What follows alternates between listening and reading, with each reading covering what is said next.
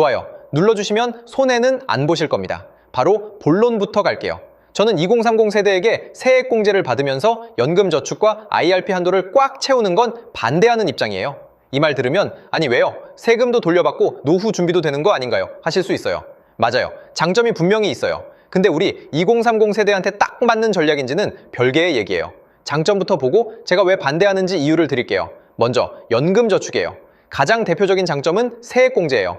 연 600만 원까지 납입하면 소득 구간에 따라 13.2% 또는 16.5%를 돌려받아요. 최대 99만 원이에요. 여기에 IRP에 300만 원을 추가로 넣으면 세액공제 한도가 900만 원으로 늘어나요. 최대 148만 5천 원까지 돌려받을 수 있는 구조예요. 두 번째 장점은 배당금 과세 이연이에요. 계좌 안에서 ETF나 펀드를 굴려서 수익이 나도 그 수익에 바로 세금을 안 떼요. 연금 개시할 때까지 세금을 미루면서 수익이 다시 수익을 낳는 복리 효과를 극대화할 수 있거든요. 세 번째는 강제 장기 투자 구조예요. 계좌 특성상 돈을 묶어두게 되니까 자연스럽게 소비를 줄이고 투자를 길게 이어갈 수 있어요. IRP도 비슷한 장점이 있어요. 연금저축 600만 원에 IRP 300만 원을 더해서 총 900만 원까지 세액공제를 받을 수 있고 배당 과세 이연 혜택도 동일하게 적용돼요. 여기서부터가 진짜거든요. 단점 얘기를 해볼게요. 첫 번째, 55세 이후 연금 수령 한도예요. 연금저축과 IRP 같은 개인연금은 합산연 1,500만 원까지만 낮은 세율로 분리과세가 돼요. 3.3에서 5.5%요. 이 1,500만 원은 연금저축과 IRP를 합한 개인연금 전체 기준이에요. 월로 환산하면 125만 원이에요. 1,500만 원을 넘기면 전체 수령액에 대해 16.5% 분리과세를 선택하거나 종합소득세를 선택해야 해요. 생각해봐야 할 게 있어요. 지금 2030 세대가 55세 이후에 연금을 개시했을 때 월 125만 원이 그 시점의 물가로 얼마만큼의 소비력을 가질까요? 지금도 넉넉하지 않은 금액인데요. 그리고 이렇게 제한적인 구조를 위해 연 최대 148만 5천 원이라는 세액공제 금액이 얼마나 결정적인 역할을 할지 솔직히 저는 의문이에요. 이 단점으로 저는 세액공제를 받지 않는 것을 선택하려고 해요. 낙관적으로 나중에 한도가 오르지 않겠냐고 생각하는 분들도 있어요. 근데 1200만 원에서 1500만 원으로 올라오는데도 굉장히 긴 시간이 걸렸어요. 투자에서는 어느 정도 부정적인 시나리오도 대비하는 게 맞아요. 두 번째, 중도해지 페널티예요. 연말정산에서 13.2% 세액공제를 받은 사람이 급하게 계좌를 깨면 받았던 혜택보다 더 많은 16.5%를 기타 소득세로 내야 해요. 거기다 원금만이 아니라 내가 열심히 굴린 투자 수익 전체에도 16.5%가 붙어요. 사실상 투자 수익의 상당 부분을 세금으로 내는 구조가 돼요. 우리 2030 세대는 목돈이 필요한 순간이 꽤 있어요. 결혼, 내 집 마련, 예상치 못한 급전.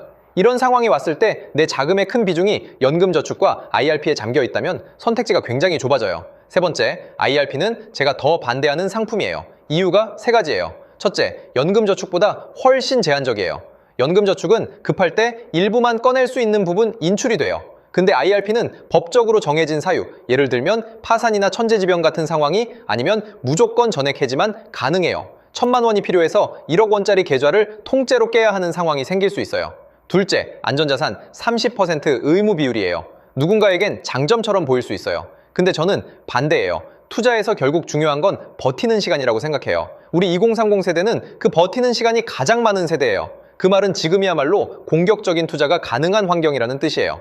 그런데 인출도 자유롭지 않은 계좌에서 30%를 강제로 안전자산에 묶어야 한다면 오히려 장기 수익률에 발목이 잡히는 구조가 될 수 있어요. 셋째, 숨겨진 수수료예요. IRP는 금융사에 따라 연 0.1%에서 0.3% 수준의 수수료가 꾸준히 발생해요. 금액이 작아 보여도 수십 년간 적립금이 쌓이면 수백만 원에서 수천만 원까지 불어날 수 있어요. 장기 수익률을 조용히 갉아먹는 구조거든요. 실제 연금저축계좌로 세액공제 혜택을 받았을 때와 받지 않았을 때를 예시로 보여드릴게요. 월 30만 원씩 넣어볼까요? 연간 360만 원을 20년 동안 연평균 10% 수익률로 굴린다면 어떻게 될까요? 20년 뒤 여러분의 계좌에는 무려 약 2억 2,680만 원이 쌓여 있습니다. 내가 실제로 넣은 원금은 7,200만 원인데 수익만 약 1억 5,480만 원이 붙은 거죠. 자, 이제 이 2억 원이 넘는 거금을 어떻게 찾아 쓰게 될까요? 먼저 매년 세액공제를 꼬박꼬박 받았던 분들입니다. 1년에 약 47만 원 정도의 금액이 혜택으로 들어와요. 47만 원을 재투자한다고 가정하면 2억 5,640만 원이라는 자산이 생겨요. 세액공제를 받지 않았을 때의 결과보다 약 3천만 원이 많죠. 당신의 이 자금 전체는 국가가 16.5%라는 세금 그물을 쳐놓은 관리 대상입니다. 은퇴 후에 생활비로 월 250만 원씩만 찾아 쓰고 싶어도 연간 3천만 원이 돼버리죠? 연금 수령 한도인 1,500만 원에 정확히 2배를 쓰게 되는 겁니다. 이때 발생하는 세금 차이를 보세요. 한도 내에서 5.5%를 냈다면 165만 원이면 될 세금이 한도를 넘기는 순간 16.5% 분리과세를 선택하거나 종합소득세를 선택해야 하니까 연간 약 495만 원까지 치솟습니다. 내 돈 2억 원을 다 찾을 때까지 매년 수백만 원의 세금을 국가에 헌납해야 하는 구조에 갇힌 겁니다. 반면 세액공제를 단일원도 받지 않은 분들은 어떨까요? 이분들의 계좌에서 원금 7,200만 원은 완벽한 자유의 영역입니다. 이 돈은 55세 이후에 하루에 다 찾아도 세금이 0원입니다. 당연히 1,500만 원 한도 계산에도 포함되지 않죠. 은퇴 초기 3, 4년 동안은 이 비과세 원금 7,200만 원을 월 200에서 300만 원씩 넉넉하게 꺼내 쓰세요. 세금 한 푼 안 떼고 온전히 내 돈을 다 누리는 겁니다. 그러고 나서 남은 수익금 1억 5천만 원을 그때부터 연 1,500만 원씩 천천히 나눠 받으면 국가에 내는 세금을 최소화하면서 자산의 100%를 내 의지대로 통제할 수 있습니다. 지금 당장 연말정산에서 돌려받는 약 47만 원의 환급금이 달콤해 보이시나요?